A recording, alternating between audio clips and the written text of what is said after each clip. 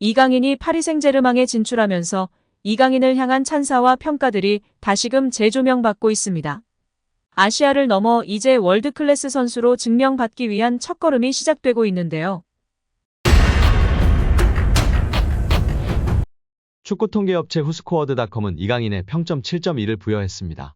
득점한 은바페의 6.9점보다 높은 평점이었습니다. 그만큼 팀에서 가장 돋보였다는 의미입니다. 이날 활약을 보면 이강인이 유럽축구연맹 챔피언스리그 4강에서 많은 기회를 얻지 못한 게 아쉬움으로 남습니다. 이강인은 시즌 막바지에 경기력을 끌어올린 이강인에게 충분한 출전 시간이 주어졌다면 PSG는 결승에 진출했을지도 모릅니다. 패배하긴 했지만 PSG는 경기 후 리그 우승 세리머니를 했습니다. 팀 패배로 인해 어색한 공기가 흘렀지만 이강인도 커리어 첫 리그 우승 기쁨을 누렸습니다. 툴루즈전은 은바페가 파르크 대 프랭스에서 치르는 마지막 경기였습니다. 은바페는 이번 시즌을 끝으로 PSG를 떠납니다. 계약이 만료되는 가운데 은바페는 연장을 거절했고 자유계약 신분으로 레알 마드리드 이적이 유력합니다. 특히 유럽 축구 통계 매체 소파스코어는 이강인의 툴루즈전 활약에 대해 팀 내 최고 평점 7.4점을 부여하기도 했습니다. 이는 득점을 한 은바페보다도 높은 평점이었습니다. 여기에 이강인이 킬리안 은바페의 엉덩이를 걷어차고 은바페가 이강인의 뺨을 툭 건드리는 모습이 화제가 되고 있습니다. 올 시즌 처음 만난 둘은 오래된 인꽃 부부처럼 마지막 공식 행사장에서도 꿀케미를 자랑했는데요. 이강인과 은바페는 툴루즈와 리그앙 35라운드를 끝마치고 우승 시상식에 나란히 참석했습니다. 루이스 엘리케 감독이 이끄는 PSG는 올 시즌 유럽 챔피언스리그 준결승에서 보루시아 도르트문트의 패에 쿼드러플에 실패했지만 리그에선 압도적인 스코어로 조기 우승을 확정했습니다. 지난해 여름 마요르카를 떠나 PSG에 입단한 이강인은 경력 최초로 리그 우승을 경험했습니다. 이강인과 은바페는 시상식에서 재밌는 장면을 연출했습니다. 이번 여름 PSG와 작별을 앞두고 이날 홍고별전을 치른 은바페가 단상 앞에서 장난스러운 포즈를 취하자 뒤에 있던 이강인이 은바페의 엉덩이를 향해 왼발 강슛을 날렸습니다. 당황한 은바페는 제자리로 돌아왔습니다. 축구 통계 매체 풋몹에 따르면 이강인은 62분 동안 슈팅 1회, 패스 성공률 87%, 기회 창출 2회, 상대 박스 4터치 3회, 드리블 성공 2회, 파이널 서드 지역 공 투입 4회, 크로스 성공 1회를 기록하며 존재감을 뽐냈습니다. 파리 팬스는 전반에 뛰었나? 우리는 그를 거의 보지 못했다. 이후 덴벨레로 교체됐다라는 예상치 못한 혹평과 함께 평점 3점을 줬습니다. 온무드 매치도 이강인에게 평점 5점을 매겼는데요. 매체는 이강인으로서는 실망스러운 경기였다. 늘 그렇듯 기동성이 아주 뛰어나고 공을 잘 다룬다. 하지만 팀과 조화나 창의성 면에서 부족하다. 한마디로 실력에 비해 실망스러운 경기력이다. 그는 열정이 좋았던 덴벨레에게 자리를 양보했다라고 쓴소리를 남겼습니다. 막시 풋은 정반대였습니다. 매체는 이강인은 아마도 이번 경기 PSG 최고의 선수일 것이다. 처음에는 신중했지만 이후 좋은 크로스를 몇 개나 보내기 시작했다. 그리고 아센시오에게도 결정적일 수 있었던 크로스를 올렸다. 또한 교체되기 직전 거의 득점할 뻔했던 멋진 슈팅도 주목하라 라며 평점 6점을 부여했다. 이는 은바페, 카를로스 솔레르와 함께 팀 내 최고점이었습니다. 구공민 프랑스판 역시 이강인은 전반에 경기 주도권을 잡지 못했고 공격 지역에서 팀원들의 눈에 자주 띄지 못했다.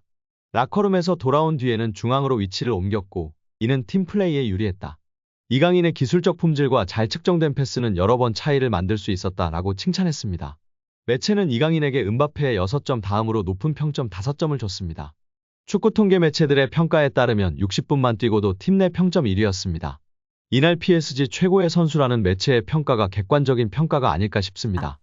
프리메라리가 사무국은 공식 SNS에서 이강인을 두고 히스토리 메이커, 역사를 만드는 사람이라고 극찬하며 화제가 되기도 했습니다. 그리고 지난 라요와의 맹활약 이후 스페인 언론 아스에서는 일요일 밤의 위대한 주인공은 이강인이었다. 그의 드리블 기술과 패스로 요약되는 압도적인 재능은 우리에게 있어서 늘 즐거움이었다. 라고 보도하며 헤드라인을 장식했습니다. 또한 그가 발렌시아에서 자유계약으로 마요르카에 도착한 이후 66경기에 출전하는 동안 나쁜 경기를 했던 걸 기억하지 못한다. 이강인은 구단이 가장 높은 가격에 판다고 치더라도 대체가 불가능할 것이다. 그만큼 이강인은 마요르카에서 절대적이었다. 며 극찬했습니다. 지난 시즌 스페인에서 센세이션을 일으킨 이강인 선수에 대한 언론의 찬사는 끊이질 않았습니다. 프랑스 현지에서는 어떨까요? 현지 유력 매체 레키프는 매우 우수한 기술력을 가진 선수이며 골문 앞에서 엄청난 실력을 자랑한다. 이런 상승세를 유지한다면 유럽 주요 팀들에서 활약할 수 있는 잠재력이 풍부한 선수라고 평가했습니다. 현지 팬들은 이강인과 같이 빠르고 드리블이 좋은 선수가 필요했다. 이강인은 파리 생제르맹을 완전히 변화시킬 선수이다. 라며 큰 기대감을 갖고 있는 모습입니다. 이제 이강인에 대한 축구인들에 대한 발언에 대해 살펴볼까요? 잉글랜드 카디프에서도 뛰었고 국가대표팀 출신으로 훌륭한 미드필더였던 김보경 선수인데요. 김보경 선수는 이강인을 향해 훌륭한 선수들을 많이 봐왔는데 이강인 선수를 처음에 보고 퍼스트 터치가 다른 점에서 정말 크게 될 선수라고 생각했다고 발언하며 큰 관심을 받았습니다.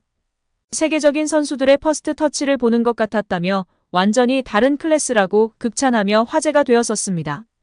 큰 키로 킥앤러쉬의 대표주자이자 국가대표 출신의 김신욱 선수는 이강인 선수가 어릴 때 대표팀에 만났었는데 같이 벤치에 있던 시간이 많아 자주 어울리고 대화를 많이 했었다.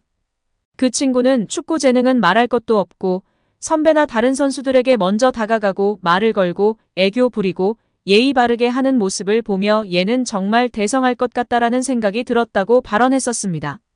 발렌시아의 유스 코치이자 현재는 바르셀로나 유소년 디렉터를 맡고 있는 모촐리 코치는 이강인의 왼발은 왼손처럼 정확하다. 그의 재능과 플레이 스타일은 다비드 실바를 닮았다. 실바와 같은 레벨까지 성장할 선수라고 확신한다고 극찬하기도 했습니다. 발렌시아에서 함께 성장한 페란 토레스는 이적 직후 주장인 파레오를 중심으로 한 일부 베테랑들이 나와 이강인을 의도적으로 괴롭히고 따돌렸다고 폭로하며 주목을 받았습니다. 이후 이강인을 향한 구단의 기다림과 대우가 아쉽다. 이강인에게 충분한 기다림과 출전 시간을 보장해줘야 한다. 그의 재능에 맞게 대우해야 한다고 발언하기도 했습니다. 고 유상철 감독은 7살의 이강인을 처음 보고 지금까지 이강인과 같은 아이를 본 적이 없었다. 정말 엄청난 재능이라며 극찬했었습니다.